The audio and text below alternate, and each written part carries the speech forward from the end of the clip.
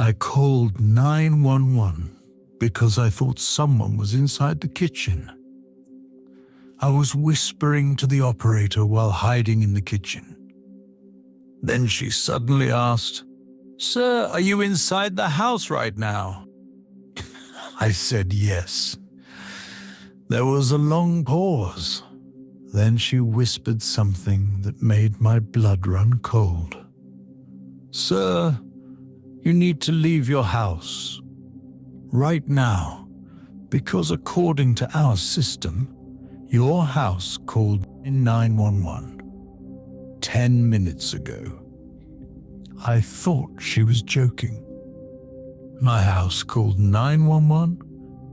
Yes, the operator said quietly. 10 minutes ago. A cold feeling spread through my chest. "But that's impossible," whispered. "I'm the only one here." The operator didn't answer right away. Instead, she asked, "Sir, are you absolutely sure you're alone in the house?" I slowly looked around the dark kitchen. The fridge hummed softly. The hallway was completely dark. "I think so," I said. Then she said something that made everything worse. "Sir, the call we received 10 minutes ago came from inside your house."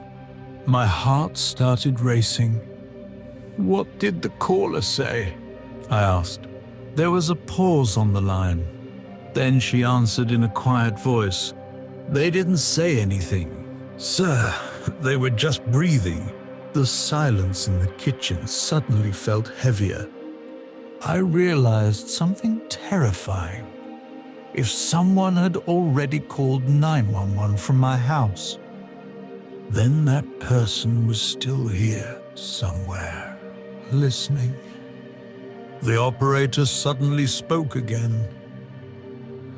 "Sir, I need you to leave the house immediately, but don't run. Walk slowly to the front door." My legs felt weak, but I nodded. "Okay." I started moving through the kitchen as quietly as possible. Every step felt louder than it should. The wooden floor creaked beneath my feet, and that's when I heard it. A slow, soft. I froze. "Operator," I whispered. "Yes, sir." "I think I just heard something." "Where?" I swallowed. "Behind me." "Do not turn around," she said immediately. My entire body went cold. "Why?" I whispered. There was a short pause. Then she said something that made my stomach drop. "Because according to the call recording, the breathing was right behind the phone." My heart felt like behind the phone, behind me. Something was standing in the kitchen, listening to my call. I forced myself to keep walking toward the hallway, one slow step at a time. The front door was only 20 feet away. Then suddenly, the kitchen floor creaked again. Right behind me, closer this time. My lungs felt like they were collapsing, sir, the operator whispered. "The police are 2 minutes away." I nodded silently. One more step. Then another. The hallway stretched endlessly in front of me. Finally, I reached the front door, my hands slowly wrapped around the handle. "Sir," the operator said. "Yes." "When you open the door, do not look back." My heart was pounding so loud I could barely hear her. The breath behind me was slow, heavy, too close. I forced my hand to move and twisted the front door handle. The door creaked open. Cold night air rushed inside the house. go, the operator whispered. Step outside. I took one step onto the porch, then another. My heart was pounding so hard it felt like it might explode. Sir, the operator said softly, keep walking away from the house. I stepped down the porch stairs and moved toward the driveway. And that's when I heard it.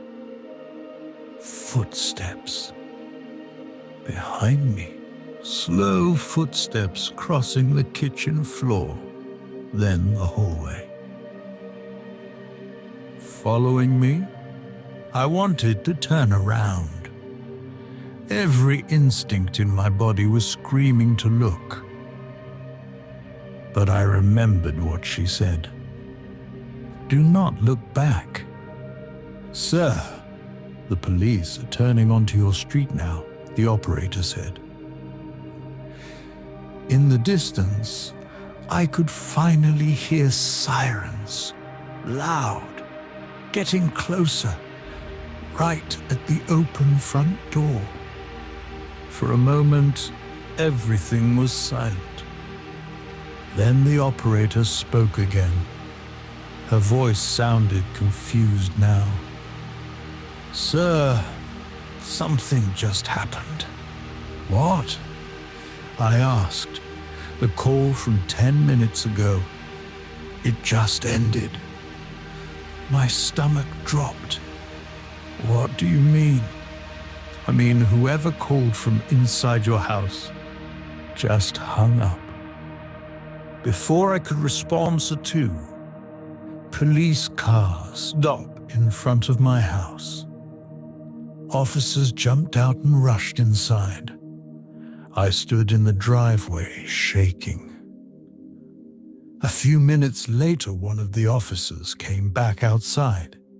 He asked, "Did you see anyone leave the house?" No, said. No one came out. The officer looked back at the open front door. Then he said something that made my blood run cold. We searched the entire house. There's no one inside. My heart started racing again. That's impossible, I said. I heard someone behind me. The officer didn't respond right away. Instead, he slowly walked back to the front door. Then he pointed at something on the wall next to it. Long, deep scratches. Like someone had dragged their fingers down the wood. Then he looked back at me and asked, "Sir, do you live alone?" "Yes." He nodded slowly. "Then whose phone is this?" My stomach twisted, 'cause in his hand was another phone. An old phone, one I'd never seen before, still connected to a call. The officer held it up to his ear for a moment. His face went completely pale. "What?" I asked. He slowly lowered the phone. "There's still someone on the line." My heart nearly stopped. "What are they saying?" The officer stared at the dark doorway behind him. Then he whispered, "They're not talking. They're just breathing." The police never found out who placed the first 911 call that night. And they never found the person who was inside my house. But sometimes, late at night, when my phone rings from an unknown number, I answer it. And on the other end of the line, there's only one sound: breathing.